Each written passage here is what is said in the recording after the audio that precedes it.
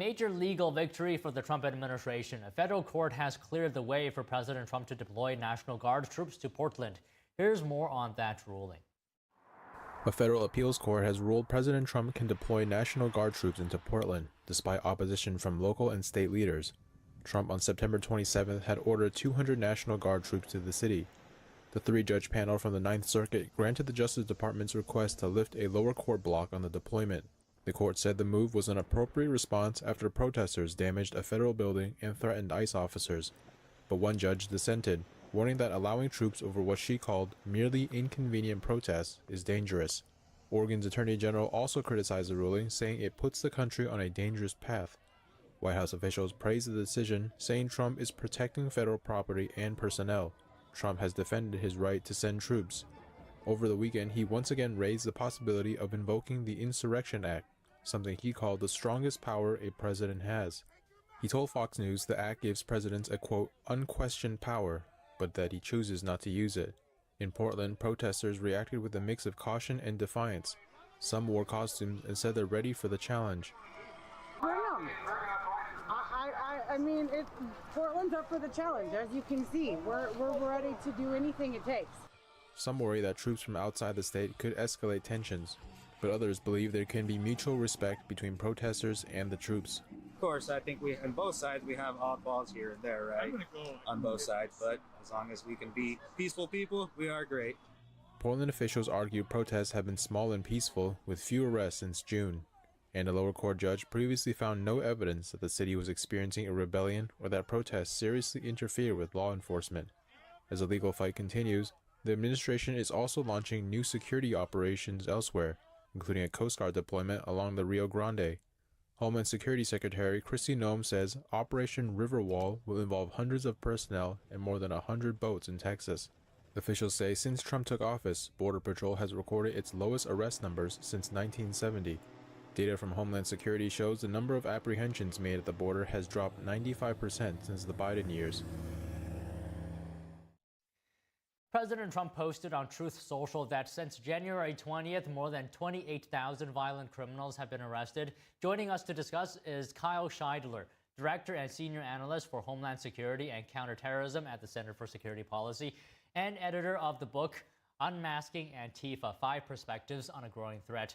Good afternoon to you, Kyle. You know, Trump said that over 6,000 illegal weapons were seized, more than 1,700 child predators, and 300 human traffickers taken off the streets. And he says that we're bringing law and order back to America. Kyle, your first reactions to that? Well, I think what we are seeing with this announcement of arrests is the degree to which illegal immigration and drug trafficking and organized crime really drive violent crime in America, and especially in America's urban cities. The Trump administration's desire to see immigration law enforced and to crack down on organized crime and especially sophisticated transnational cartels, I think is really driving some of these statistics. So I think that effort has paid off for the Trump administration. But Kyle, what do you say to some reports that I've seen indicating that Trump is simply taking credit for crime numbers that were already declining? And this is a trend that, according to the report, started after the pandemic. Well, I have some skepticism with some of those early reports, in part because there were multiple cases where some of these urban centers were underreporting crime. We certainly saw that play out in the District of Columbia, for example, where you had extensive underreporting of crime going on prior to the Trump effort to secure the district. And this is simply telling people not to believe the evidence of their own eyes. People in these urban centers are seeing the violence every day. They're seeing the crime take place every day. And to tell them that actually, no, crime has been down for years is just not credible to the people who have to live here. And Kyle, I was wondering if you could compare what Trump is doing with previous administrations.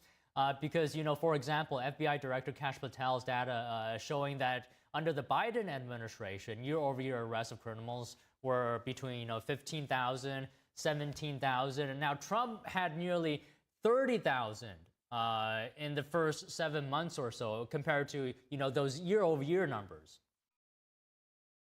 Yeah, I mean, there are a couple of ways that sometimes the federal government can game these statistics. They can take over state cases that local or state law enforcement had already made and then make them federal. Sometimes there are totally legitimate reasons for doing that, but in some cases it can be used to goose the numbers a little bit. And both administrations are sometimes guilty of that, Democrat and Republican.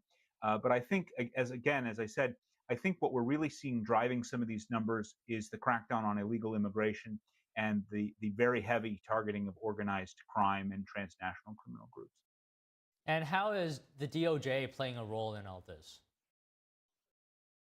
Well, when you're talking about investigating very sophisticated transnational criminal organizations and organized crime networks, especially those that extend across regional borders, state borders, even international borders, the Department of Justice has to play an important role in doing some of that investigation, helping tie together the connections, making state cases into federal cases where there's an appropriate reason for doing that, and really putting things together uh, to make these large cases that really put a hurt on organized crime.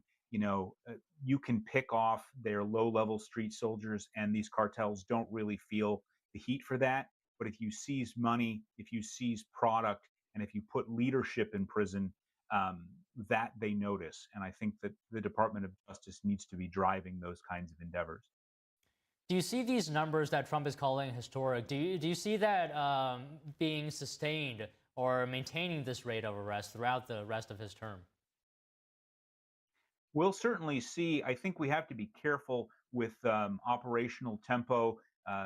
You can burn out your federal law enforcement. You only have so many investigators, so many task force officers. That's one thing that you need to be careful with. So they need to be making sure that they're utilizing federal law enforcement to make the best cases, the biggest cases, to do the deep investigations, and that they're utilizing state and local partners to do a lot of the work, that they're properly resourcing state and local officers for that support as well, if they want to sustain this in the long term. And we just saw in the footage there the National Guard on site at different locations. On that topic, do you see sending the Guard to cities as being too expensive? For example, the DC deployment could cost taxpayers almost $2 million a day. It's certainly not my preference for how to deal with the threat of crime in the urban centers. In some cases, especially in those cities where federal law enforcement is coming under attack, or where federal facilities are being blockaded or essentially besieged.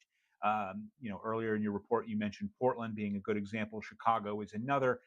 Where you have cases like that, I think certainly National Guard deployment can be justified, and we saw the court support that. In cases where you have good state and local cooperation, I'm not sure that it's strictly necessary. The Trump administration likes to send a message.